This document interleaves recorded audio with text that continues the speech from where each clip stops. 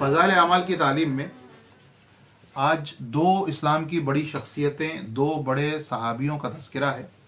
हज़रत अम्मार रज़ी अल्लाह ताला अन्हु और हज़रत सुहैब रज़ी अल्लाह ताला अन्हु। ये बिल्कुल इब्तिदाई ज़माने में इस्लाम लाए थे और उस ज़माने में इस्लाम लाना बहुत ही मुश्किल और दुश्वार काम था, क्योंकि जो भी उस वक्त मुसलमान होता, इस्लाम लाता, तो उनको तरह तरह की तकलीफ़ें दी जाती और वो उसको बर्दाश्त करते। इन वाक़यात को सुनने से हमारे अंदर ईमान का जज्बा पैदा होता है और इसी तरह इस्लामी चीज़ों पर अमल करने में अगर हमें दुश्वारी लगती हो तो इन लोगों के वाक़यात सुनकर इस्लाम पर अमल करना आसान हो जाता है।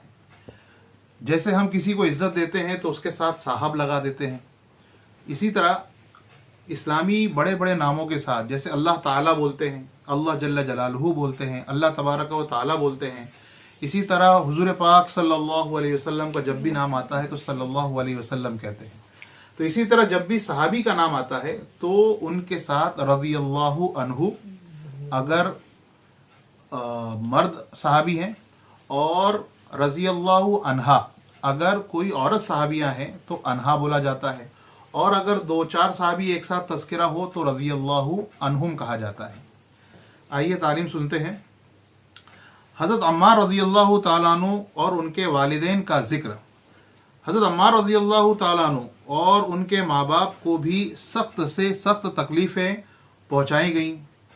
मक्का की सख्त गर्म और पतली और रेतीली ज़मीन में उनको अजाब दिया जाता। हुज़ूर अक़दस सल्लल्लाहु अलैहि वसल्लम का उस तरफ गुज़र होता तो सब्र की तलकीन फरमाते और जन्नत की बशारत फरमाते। आखिर उनके वालिद हज़रत यासिर रज़ियल्लाहु ताला अन्हु इसी हालत तकलीफ़ में वफ़ात पा गए कि ज़ालिमों ने मरने तक चैन न लेने दिया। उनकी वालिदा हज़रत सुमैया रज़ियल्लाहु अन्हु की शर्मगाह में अबू जहल मलऊन ने एक बरछा मारा जिससे वो शहीद हो गई, मगर इस्लाम से न हटी। हालांकि बूढ़ी थी, ज़ईफ़ थी, मगर उस बदनसीब ने किसी चीज़ का भी ख्याल न किया। इस्लाम में सबसे पहली शहादत इन्हीं की है और इस्लाम में सबसे पहली मस्जिद हज़रत अम्मार रज़ियल्लाहु ताला अन्हु की बनाई हुई है। जब हुज़ूर अक़दस सल्लल्लाहु अलैहि वसल्लम हिजरत फरमाकर मदीना तशरीफ़ ले गए, मक्का से जब दुश्मनों ने बहुत ज़्यादा परेशान किया तो हुज़ूर पाक सल्लल्लाहु अलैहि वसल्लम मक्का छोड़कर अपने तमाम सहाबा के साथ मदीना चले गए। तो इस अपने शहर को छोड़कर दूसरी जगह जाने को हिजरत करना कहते हैं। तो उसी को लिखा है कि हुज़ूर अक़दस सल्लल्लाहु अलैहि वसल्लम हिजरत फरमाकर मदीना तशरीफ़ ले गए तो हज़रत अम्मार रज़ियल्लाहु ताला अन्हु ने कहा कि हुज़ूर अक़दस सल्लल्लाहु अलैहि वसल्लम के लिए एक मकान साया का बनाना चाहिए जिसमें तशरीफ़ रखा करें, दोपहर को आराम फरमा लिया करें और नमाज भी साए में पढ़ें। तो कुबा मकाम में हज़रत अम्मार रज़ियल्लाहु ताला अन्हु ने अव्वल पत्थर जमा किए और फिर मस्जिद बनाई जो मस्जिद कुबा है। लड़ाई में निहायत जोश से शरीक होते थे। एक मर्तबा मज़े में आकर कहने लगे कि अब तो जाकर दोस्तों से मिलेंगे, मोहम्मद सल्लल्लाहु अलैहि वसल्लम और उनकी जमात से मिलेंगे।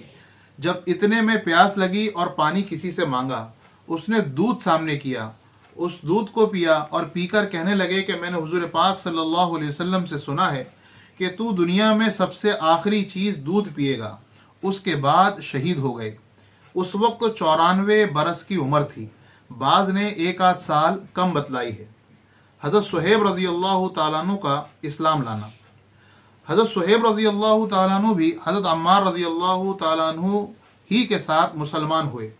नबी अकरम सल्लल्लाहु अलैहि वसल्लम हज़रत अरकम सहाबी रज़ियल्लाहु अन्हु के मकान पर तशरीफ़ फरमा थे कि ये दोनों हज़रात अलहदा अलहदा हाजिर खिदमत हुए थे, अलग अलग आए थे और मकान के दरवाजे पर दोनों इत्तिफाकिया जमा हो गए।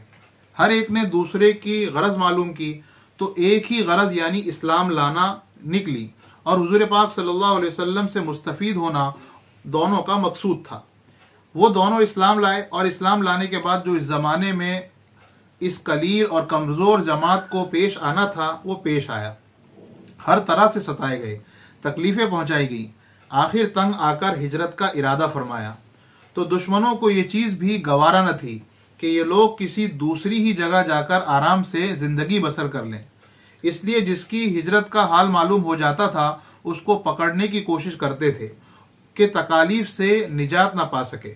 چنانچہ ان کا بھی پیچھا کیا گیا اور ایک جماعت ان کو پکڑنے کے لیے گئی۔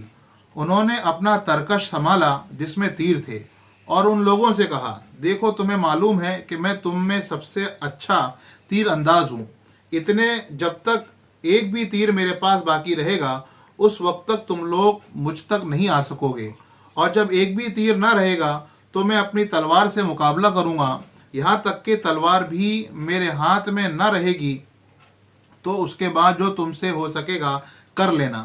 اس لیے اگر تم چاہو تو اپنی جان کے بدلے اپنے مال کا پتلہ بتا سکتا ہوں، وہ سب تم لے لو۔ اس پر وہ لوگ راضی ہو گئے اور اپنا مال و جان چھڑا کر انہوں نے اپنی جان بچائی۔